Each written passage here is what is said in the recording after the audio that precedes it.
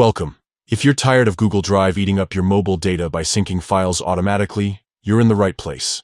Today, I'll show you how to stop Google Drive from syncing over mobile data so you can save your data for what matters most. Let's get started. First, open the Google Drive app on your phone.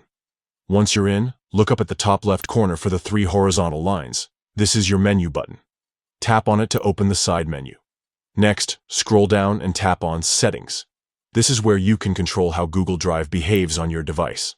Now, under the Settings menu, look for the section labeled Data Usage. This is where you'll find all the options related to how Drive uses your network connection. Inside Data Usage, you'll see an option that controls whether Drive syncs files using your mobile data. To stop Drive from syncing automatically when you're not on Wi-Fi, simply toggle off the option for mobile data syncing. When prompted, confirm your choice. That's it. Drive will now only sync files when you're connected to Wi-Fi, keeping your mobile data safe from unexpected usage. But here's a quick tip. If you ever want to make sure Drive can still sync in the background even when you have Data Saver enabled, stay in the Mobile Data Usage section and turn on Unrestricted Data Usage.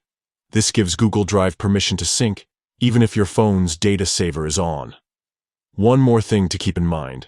If you have Battery Saver mode turned on, Google Drive might pause syncing altogether to save power.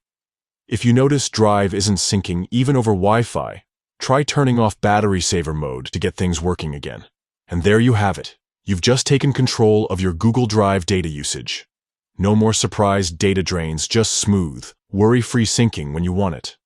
If you found this guide helpful, don't forget to share it with someone who could use a little extra data peace of mind. Thanks for tuning in, and see you next time.